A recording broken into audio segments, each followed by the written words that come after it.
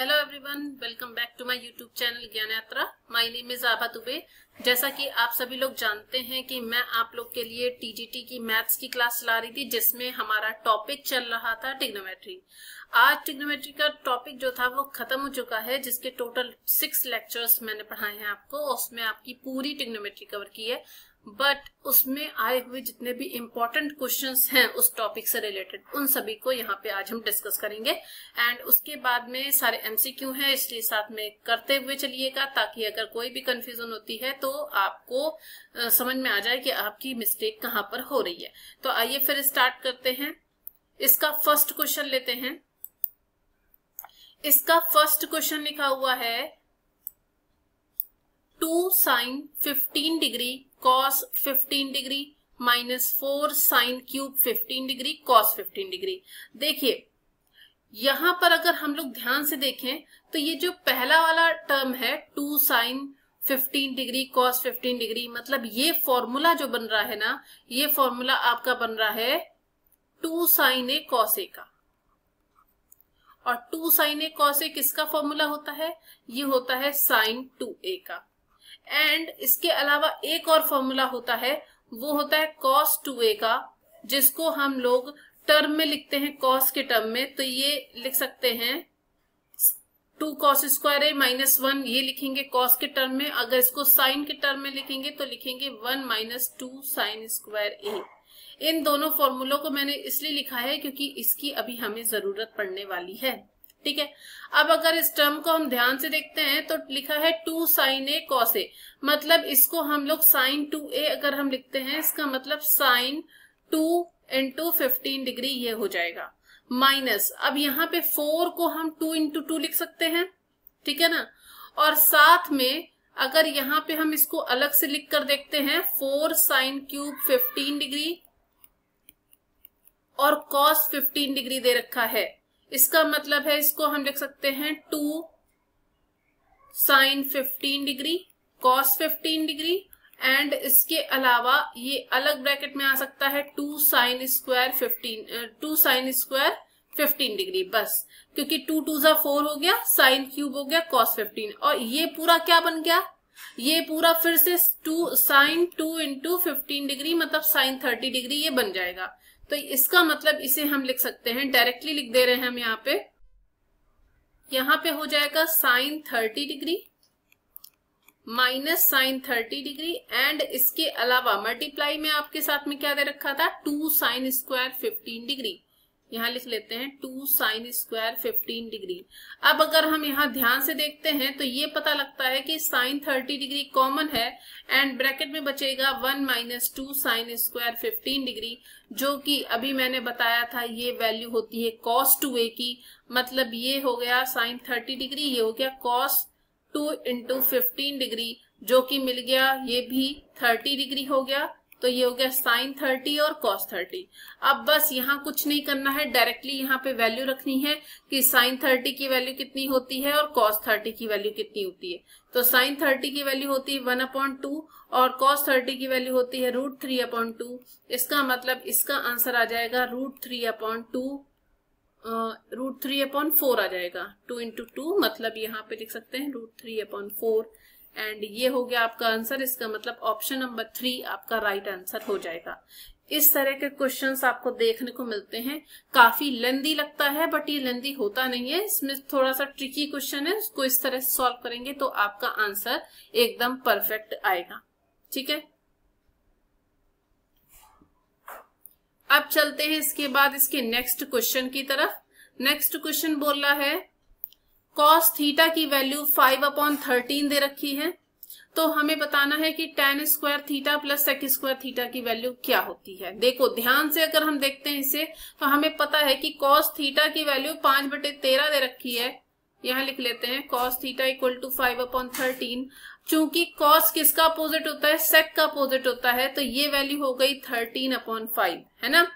और हमें ये भी पता है कि एक आइडेंटिटी होती थी, वो थी sec square theta minus tan square theta equal to 1। तो यहां से अगर हम sec स्क्वायर थीटा की वैल्यू बताते हैं नहीं सॉरी -1 कर देते हैं तो हमारे पास में tan स्क्वायर थीटा आ जाएगा। इसका मतलब tan स्क्वायर थीटा को हम लिख सकते हैं 13/5 का स्क्वायर -1, मतलब ये वैल्यू हो जाएगी 169 माइनस 25/25, तो ये आ गया 144/25। तो यहां से अगर हम tan थीटा की वैल्यू लिखेंगे बेटा तो ये आ जाएगी 12/5।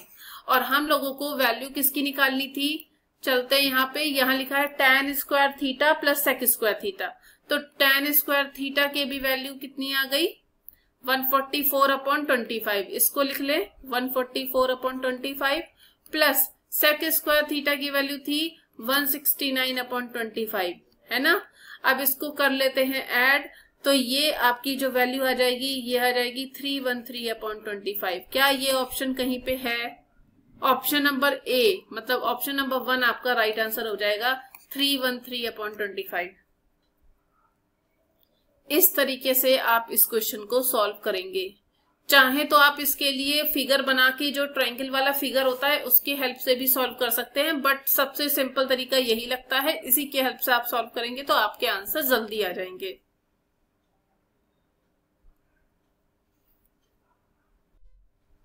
अब चलते हैं इसके नेक्स्ट क्वेश्चन की तरफ।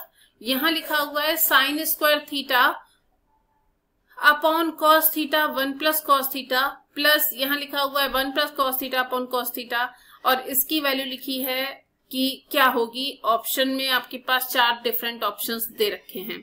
अच्छा, अगर हम इसे ध्यान से देखते हैं तो हमें ये पता है कि कॉस थीटा दोनों में ही कॉमन है, तो 1/cos थीटा ले लेते हैं कॉमन, ठीक है ना, 1/cos थीटा ले लेते हैं कॉमन। अब ब्रैकेट में क्या बचा वो देखते हैं। ब्रैकेट में आपके पास बचेगा sign square theta upon 1 plus cos theta,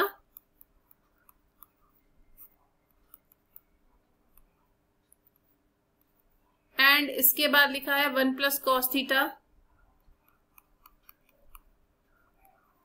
बस इतना बचेगा, क्योंकि हमारा जो 1/cos थीटा था वो तो बाहर ले लिया ना, तो ये तो बस इतना ही बचेगा। अब अगर हम इसे ध्यान से देखते हैं तो इसे ये पता लगता है कि अगर हम नीचे एलसीएम ले लेते हैं तो ये वैल्यू आपकी हो जाएगी साइन स्क्वायर थीटा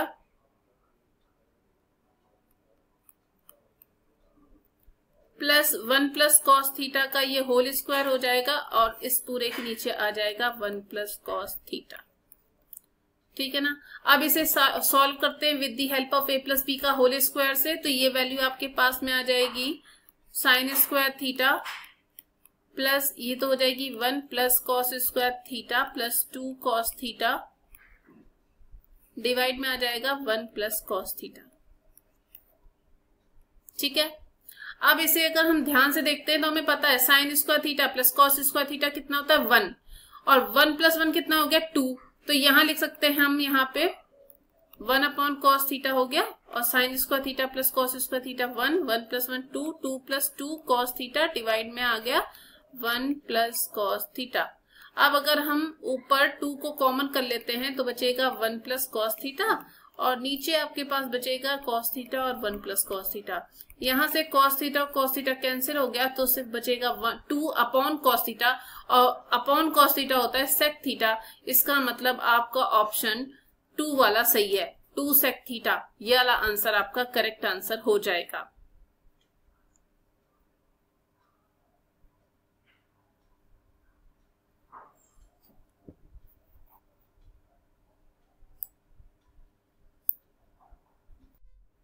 अब चलते हैं नेक्स्ट क्वेश्चन की तरफ। यहां पर लिखा हुआ है यदि एक समकोण त्रिभुज के लंब और आधार बराबर हैं तो इनमें से कौन सा कथन सही होगा।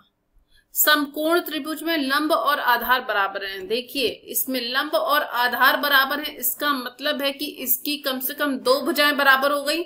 अगर किसी भी त्रिभुज की 2 भुजाएं बराबर होती हैं, इसका मतलब वो त्रिभुज हो गया समद्विबाहु त्रिभुज, जिसकी आपकी एटलीस्ट 2 भुजाएं बराबर होती हैं। समद्विबाहु समकोण ये लिख सकते हैं, ठीक है। अब बताओ एक चीज कि अगर लंब और आधार बराबर है तो कर्ण भी तो निकालना पड़ेगा ना। तो अगर हम इसको 1 मान लेते हैं कि लंब हमारे पास में 1 दे रखा है और यही आपका आधार भी है, तो आधार की भी वही सेम वैल्यू होगी। अब इसमें ये पूछा गया कर्ण का स्क्वायर निकालते हैं, तो कर्ण आ जाएगा लंब का स्क्वायर प्लस आधार का स्क्वायर, तो ये कितना हो गया 2। लेकिन अगर हम सिर्फ कर्ण की बात करेंगे तो ये आ जाएगा √2, कर्ण की वैल्यू √2 आ गई। अब देखो इसके लिए ये सारी वैल्यूज निकाल के आप देख लो, जिससे भी ये वैल्यू मैच कर जाएगी वो आपका आंसर हो जाएगा। तो देखो यहाँ पे साइन थीटा निकालते हैं, साइन थीटा, फिर ये होता है कॉस थीटा और होता है टेन थीटा, ठीक है ना। यही 3 वैल्यू निकालनी है। साइन थीटा क्या होता है, लंब अपॉन कर्ण। ये क्या होता है, आधार बटे कर्ण। और टेन क्या होता है, लंब बटे आधार। अब यहाँ पे वैल्यू रखते हैं। देखो सभी को पता है लंब और आधार बराबर था, 1 आया, लंब भी 1 है, ये 1/√2 हो गया और ये वैल्यू 1/√2 हो गई, ठीक है ना। अब चलते हैं ऑप्शन की तरफ। ऑप्शन में बोल रहा है साइन थीटा की वैल्यू 1/2 है, √2। हाँ, पहली वाली तो मैच कर रही है, दूसरी वाली नहीं, 1/2 नहीं, दूसरी वाली नहीं मैच कर रही है, तीसरी वाली नहीं मैच कर रही है, और साइन थीटा इक्वल टू 1/2 ये भी नहीं मैच कर रहा। मतलब सिर्फ आपका ऑप्शन नंबर 1 जो है वो मैच कर रहा है, साइन थीटा इक्वल टू 1/√2। इसका मतलब आपका जो ऑप्शन नंबर 1 है वो वही आपका करेक्ट आंसर हो जाएगा। ऑप्शन नंबर 1 आपका करेक्ट आंसर हो जाएगा।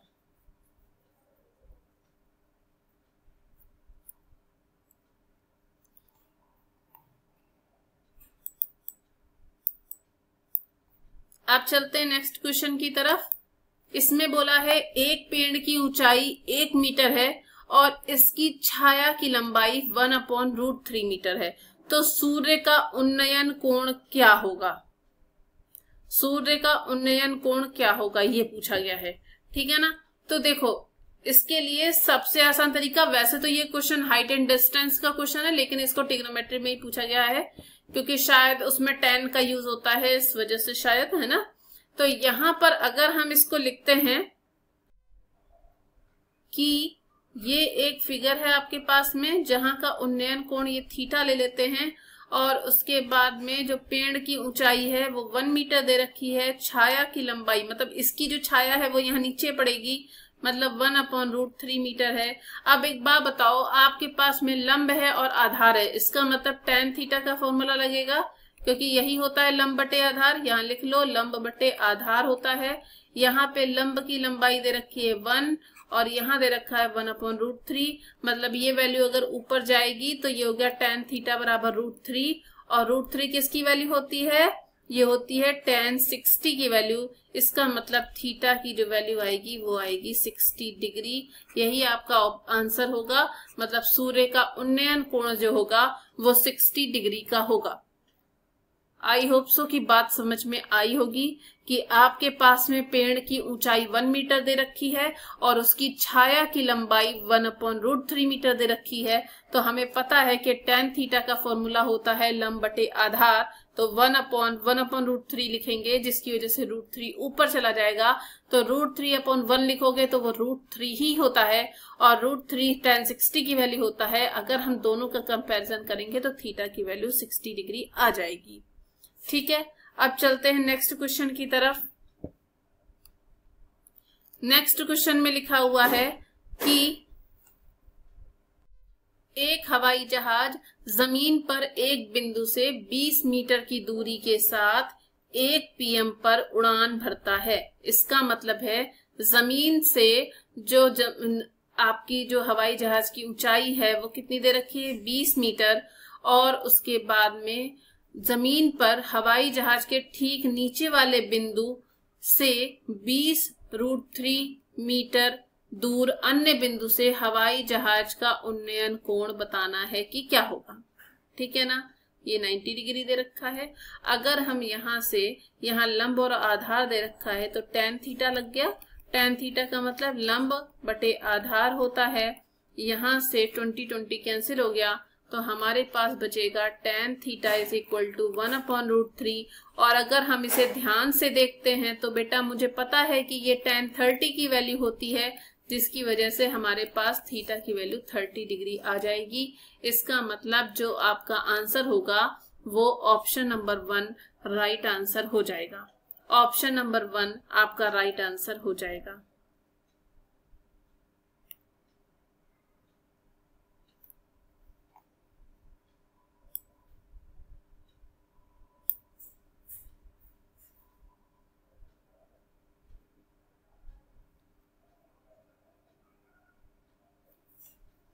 अब चलते हैं नेक्स्ट क्वेश्चन की तरफ। यहां लिखा हुआ है sine 75 degree minus sine 15 degree, divide में लिखा हुआ है cos 75 degree plus cos 15 degree. यहां पर देखिए आपको मैं दो फॉर्मूले लिख कर देती हूं, मैंने बता रखे हैं लेकिन फिर भी मैं यहाँ पे नोट कर दे रही हूँ। साइन सी माइनस साइन डी का बेटा फॉर्मूला होता है 2 cos c plus D upon 2 into sine c minus D upon 2। And इसके अलावा cos c plus cos d का फॉर्मूला होता है 2 cos c plus d upon 2 into cos c minus d upon 2। ये दोनों फॉर्मूले इसलिए लिखे हैं क्योंकि आपको यहाँ पर इसकी जरूरत पड़ने वाली है। तो ये जो वैल्यू हो जाएगी ये हो जाएगी 2 cos 75 प्लस दूसरा एंगल क्या था 15, 75 प्लस 15 अपॉन 2 हो जाएगी इंटू साइन 75 माइनस 15 अपॉन 2 हो जाएगा। फिर उसके बाद नीचे भी सॉल्व करते हैं तो ये हो जाएगा 2 cos 75 प्लस 15 अपॉन 2 एंड उसके साथ में मल्टीप्लाई में लिखा जाएगा cos 75 माइनस 15 अपॉन 2। ठीक है ना।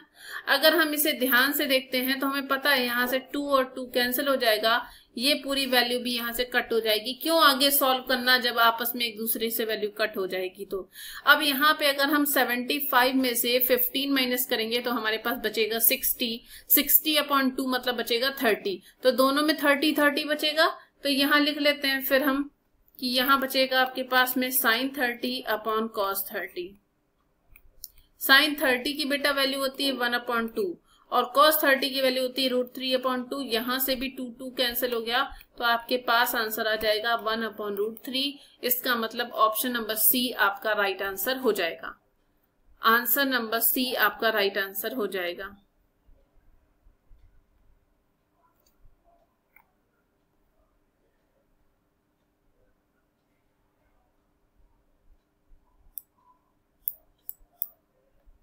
नेक्स्ट क्वेश्चन को देखते हैं।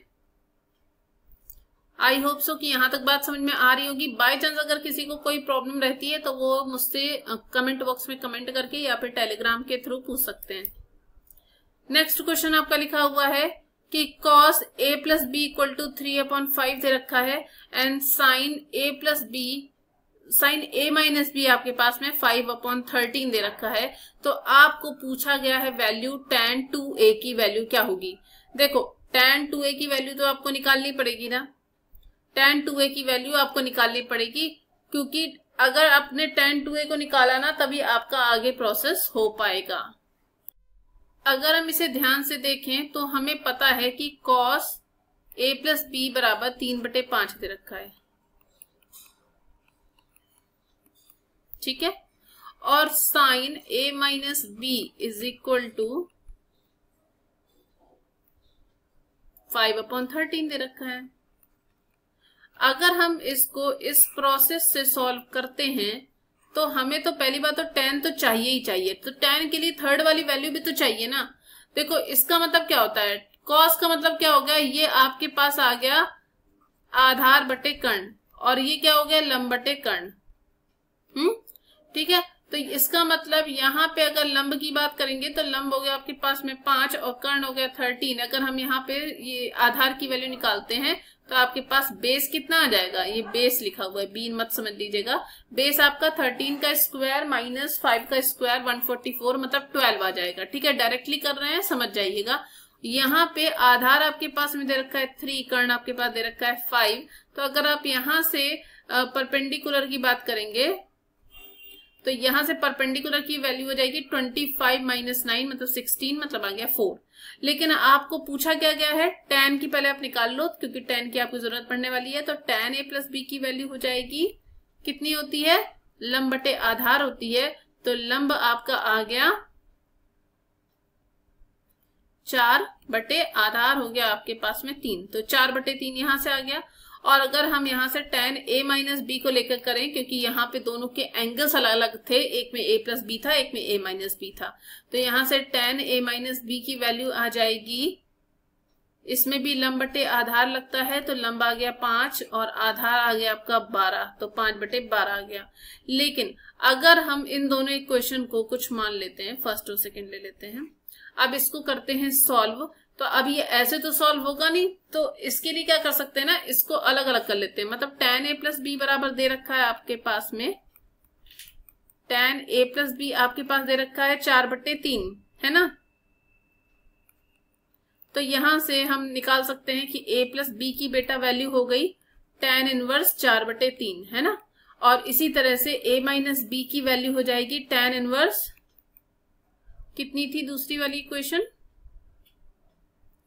5 बटे 12। अब देखो इसको अब इक्वेशन 1 इक्वेशन 2 मानते हैं। अगर हम उन दोनों इक्वेशन को सब्ट्रैक्ट कर देते हैं, ठीक है ना, अगर इन दोनों वैल्यू को हम सब्ट्रैक्ट कर देते हैं, क्योंकि हमें tan 2b चाहिए, मतलब b वाला पोर्शन चाहिए, तो मतलब a वाले को हटा दो, तो ये तभी पॉसिबल है जब दोनों को सब्ट्रैक्ट करेंगे। तो यहाँ लिख सकते हैं सब्ट्रैक्ट इक्वेशन 2 एंड इक्वेशन 1।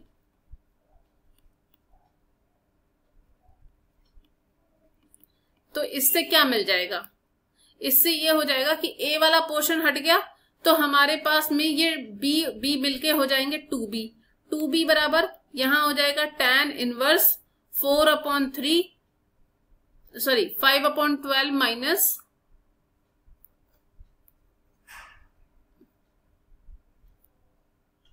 यहां हो जाएगा ये 4/3 माइनस 5/12। चलो खैर, लेकिन ये भी साथ में tan इनवर्स में ही है, tan इनवर्स 5/12, ठीक है ना।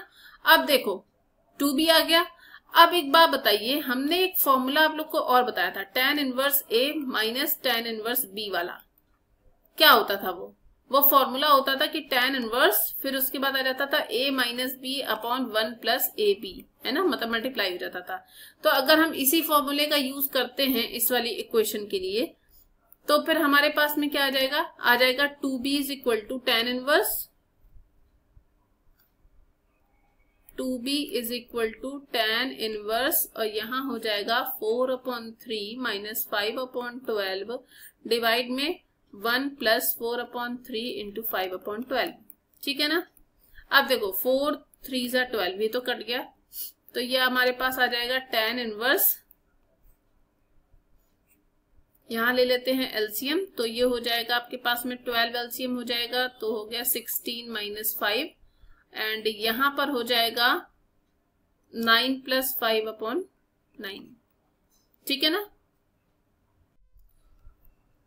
यहां लिख लेते हैं 2b is equal to tan inverse. अब इसमें से अगर हम 16 में से 5 माइनस करेंगे तो हमारे पास बचेगा 11, ठीक है, अपॉन 12। यहाँ पे कितना हो गया, 9 5 हो गया 14, 14 बटे हो गया 9। अगर हम इसको और सॉल्व करेंगे तो ये हो जाएगा tan इनवर्स, यहाँ हो जाएगा 11 इंटू 9 डिवाइड में हो जाएगा 12 और 14, ठीक है ना।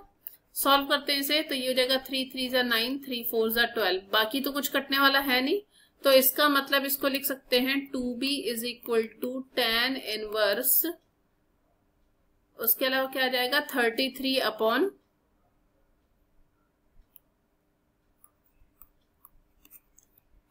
ये हो जाएगा 14 4 जा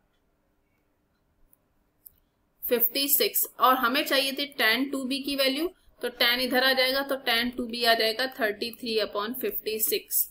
तो जहां पर भी ये ऑप्शन होगा वो आपका करेक्ट आंसर हो जाएगा। चेक करते हैं चल के, हाँ, ऑप्शन नंबर सी आपका राइट आंसर हो जाएगा, ऑप्शन नंबर सी आपका राइट आंसर हो जाएगा।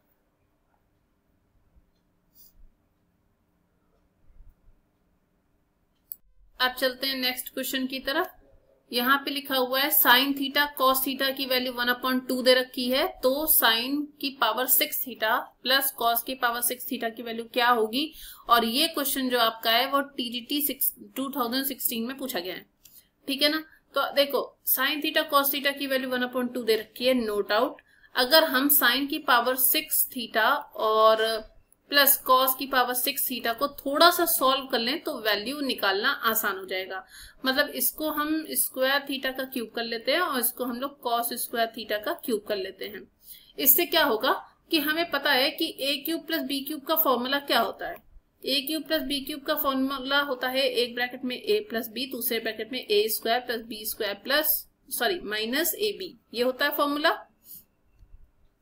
अब यहाँ पे sign square theta plus cos square theta बराबर 1 हो जाएगा, तो उसको लिखने की जरूरत नहीं है, जो बचा हुआ पोर्शन है सिर्फ उसके लिखते हैं।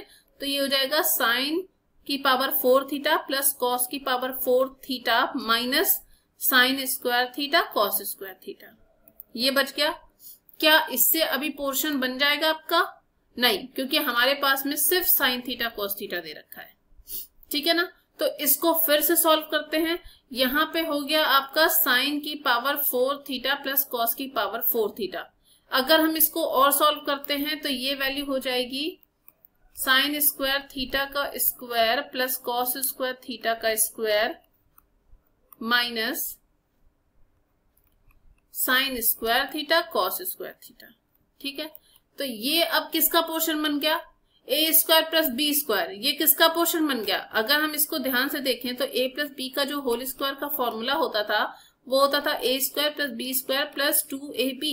लेकिन अगर हम इसी की ही वैल्यू पूछेंगे तो ये इधर आके सबट्रैक्ट में चला जाएगा। इसका मतलब ये हो जाएगा sine square theta plus cos square theta का होल स्क्वायर माइनस 2ab, मतलब 2 sign square theta cos square theta, और साथ में ये पोर्शन पहले से दे रखा है sine square theta cos square theta, तो मतलब ये वैल्यू हो जाएगी 1 का स्क्वायर, मतलब 1 minus 3 sign square theta cos square theta.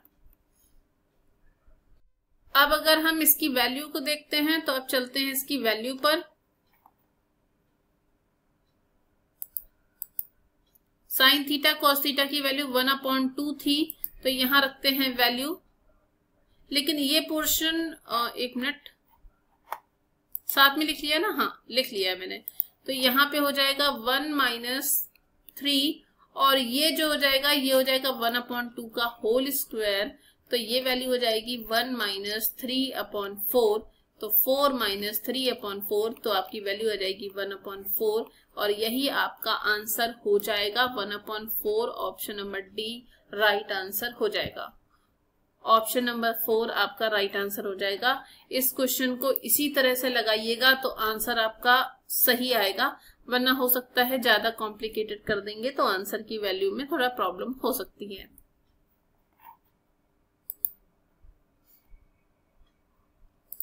अब चलते हैं नेक्स्ट क्वेश्चन की तरफ। क्वेश्चन में लिखा हुआ है tan a माइनस बी की वैल्यू 1/√3 दे रखी है और tan a प्लस b की वैल्यू √3 दे रखी है। तो आपको बताना है कि a और b की सेपरेट वैल्यू क्या होगी। ये क्वेश्चन NVS PGT में पूछा गया है, ठीक है, नवोदय विद्यालय में ये क्वेश्चन आया है। तो देखो ध्यान से अगर हम इस क्वेश्चन को देखते हैं तो मुझे पता है कि tan a माइनस बी की वैल्यू 1/√3 दे रखी है, जो की वैल्यू होती है tan 30 डिग्री की। इसका मतलब a माइनस बी बराबर 30 डिग्री आ जाएगा, ठीक है। ऐसे ही अगर हम यहाँ पे tan a प्लस बी की वैल्यू लेके चलते हैं जिसकी वैल्यू √3 दे रखी है, ये वैल्यू होती है tan 60 डिग्री की, तो यहाँ से a प्लस बी की वैल्यू कितनी आ गई 60 डिग्री। इक्वेशन नंबर 2 बना लो, इसको इक्वेशन नंबर 1 बना लो। अगर हम इन दोनों ही इक्वेशन को साथ में लेकर सॉल्व करते हैं तो ये हो जाएगा a माइनस बी बराबर 30 डिग्री और a प्लस बी बराबर हो गया 60 डिग्री। सॉल्व करते हैं इसे तो ये आ जाएगा 2a बराबर 90 डिग्री, मतलब a की वैल्यू कितनी आ गई बेटा 45 डिग्री, ठीक है।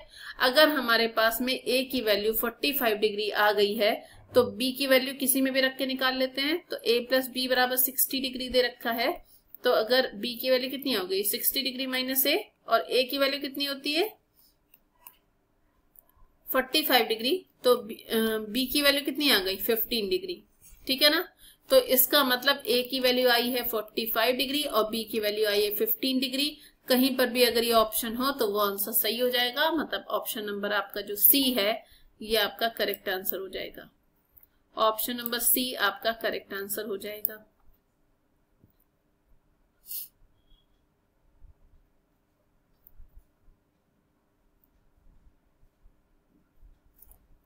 नेक्स्ट क्वेश्चन पे चलते हैं।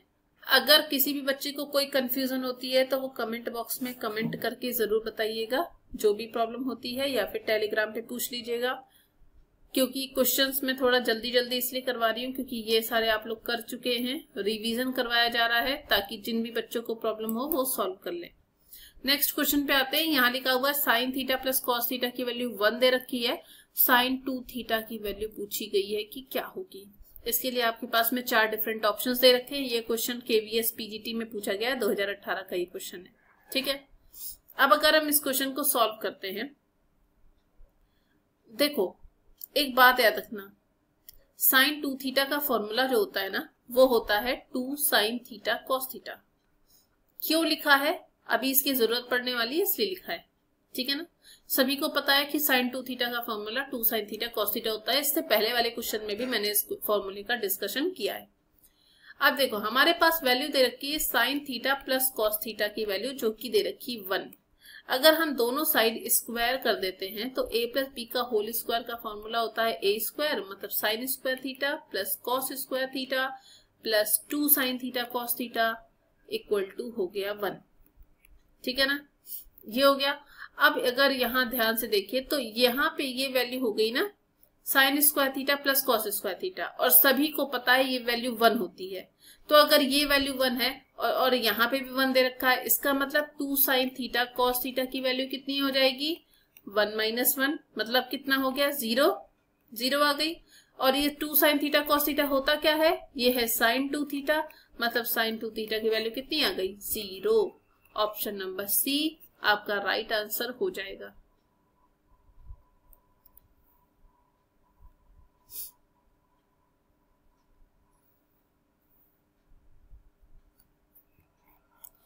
अब चलते हैं नेक्स्ट क्वेश्चन की तरफ। इस क्वेश्चन में दे रखा है sine square theta sec theta plus √3 tan theta equal to 0 का व्यापक हल क्या होगा। चलो फिर इस क्वेश्चन को सॉल्व करते हैं। तो इसके लिए सेक थीटा को मुझे पता है 1/cos थीटा लिख सकते हैं, और टेन थीटा को हम लोग sign theta upon cos theta भी लिख सकते हैं, ठीक है ना। तो यहाँ लिख लेते हैं साइन स्क्वायर थीटा लिखा हुआ है, साथ में लिखा है sec theta plus √3 tan theta equal to 0 लिखा है। तो ये हो जाएगा sine square theta upon cos theta हो जाएगा, क्योंकि सेक थीटा 1/cos थीटा होता है, प्लस ये हो गया √3 sign theta upon cos theta बराबर 0। अगर हम इसको ध्यान से देखें तो हमें पता है कि यहाँ से sine theta upon cos theta common हो जाएगा, जिसकी वजह से हमें मिल जाएगा sine theta plus √3 equal to 0। तो इसका मतलब ये है कि इसकी 2 कंडीशन होंगी, sign theta upon cos theta की वैल्यू 0। अगर sign theta upon cos theta की वैल्यू 0 हो गई, इसका मतलब ये है कि हमारे पास में साइन थीटा की वैल्यू भी 0 हो गई। तो साइन थीटा की वैल्यू 0 का मतलब ये होता है कि थीटा की वैल्यू n पाई होगी, जहां पे n आपका कोई इंटीजर होता है, ठीक है। और अगर हम यहाँ पे sine theta plus √3 equal to 0 ले लेते हैं, मान लेते हैं कि हमने sine theta plus √3 equal to 0 ले लिया, तो जिसकी वजह से साइन थीटा की वैल्यू हो जाएगी माइनस √3, और हमें पता है कि जो इसकी वैल्यू होती है ना साइन थीटा की, वो सिर्फ 1 और -1 के बीच में ही बिलोंग करती है। इसका मतलब ये वाला पोर्शन तो आपका गलत हो गया, तो इसलिए इसका व्यापक हल पूछा गया है। इसका मतलब सिर्फ theta equal to n pi ही आपका आंसर होगा। Option number B right answer होगा। Option number B right answer होगा।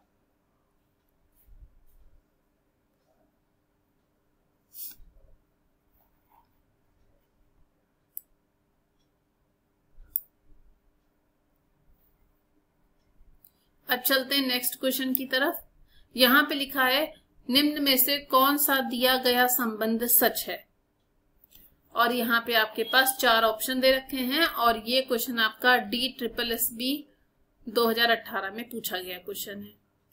देखिए इसमें जो भी कंपैरिजन दे रखा है वो एक रेडियन और डिग्री के बीच में है।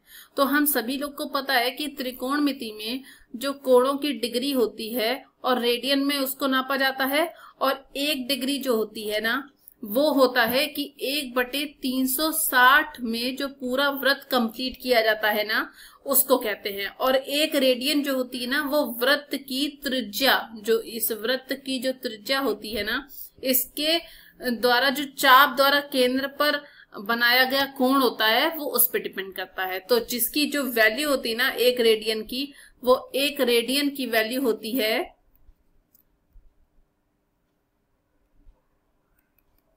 57.3 डिग्री के समथिंग। तो सीधी बात है डिग्री वाला पोर्शन बड़ा ही होगा, तो cos 1 डिग्री की वैल्यू हमेशा cos 1 से बड़ी होती है। ऑप्शन नंबर आपका बी राइट आंसर होगा।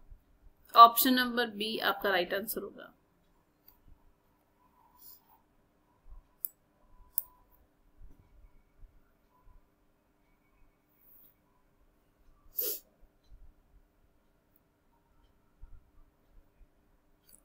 नेक्स्ट क्वेश्चन की तरफ चलते हैं। यहां लिखा हुआ है tan थीटा की वैल्यू -3/4 दे रखा है और यह दूसरे चतुर्थांश में है, तो sin थीटा की वैल्यू क्या होगी।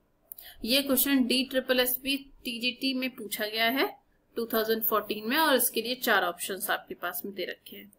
तो देखो tan थीटा की वैल्यू अगर -3/4 है ना, और यहाँ पे थीटा क्या बोला गया है, सेकंड क्वाड्रेंट में दे रखा है, ठीक है ना। और सेकंड क्वाड्रेंट में सभी वैल्यूज जो साइन की होती है वो पॉजिटिव होती हैं, ठीक है ना।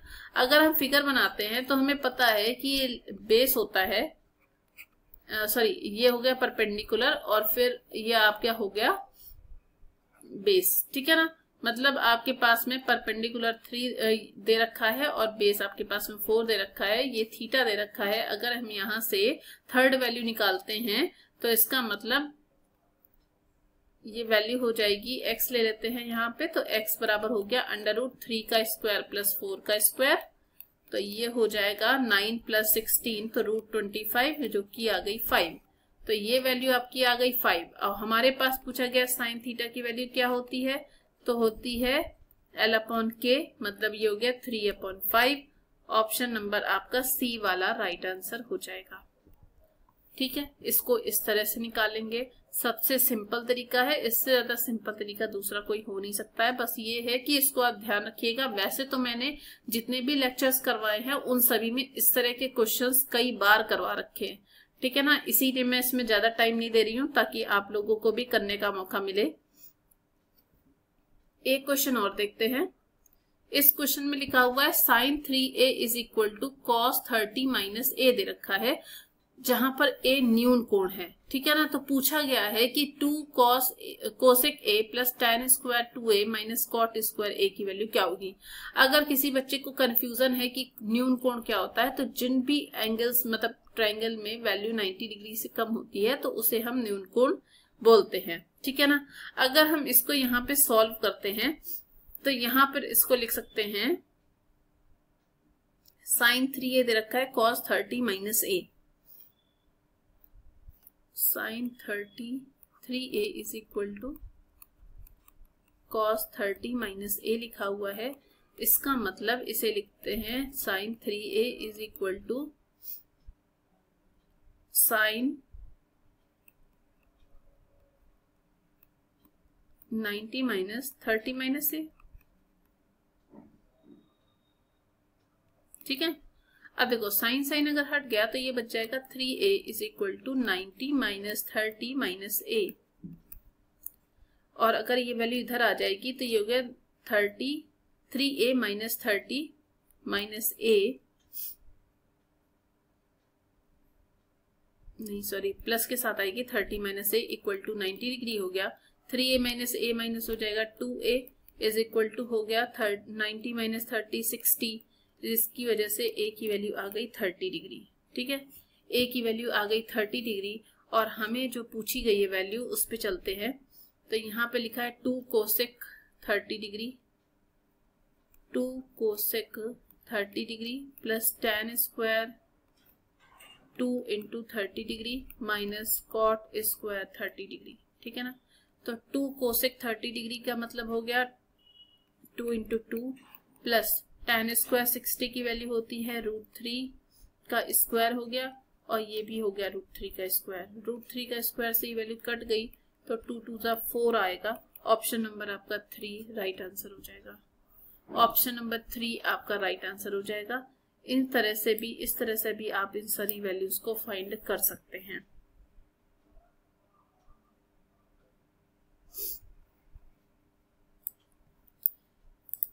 तो आज के लिए बच्चों इतना ही रखेंगे। मिलेंगे नेक्स्ट वीडियो में, इसके आगे के और भी क्वेश्चंस को सॉल्व करवाएंगे।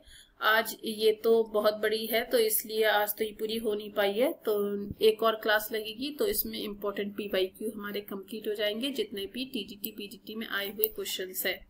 तो जिन भी बच्चों ने अभी तक मेरे चैनल को लाइक शेयर सब्सक्राइब करना नहीं किया है, वो जाके लाइक शेयर सब्सक्राइब कर ले, और फॉलो करना बिल्कुल मत भूलिएगा। टेलीग्राम का लिंक भी दे रखा रहता है, तो आप जाके वहां से भी फॉलो कर लीजिएगा, ताकि भविष्य में आने वाले सारे नोटिफिकेशन आपको सबसे पहले देखने को मिले। तब तक सभी को bye bye and take care, see you tomorrow.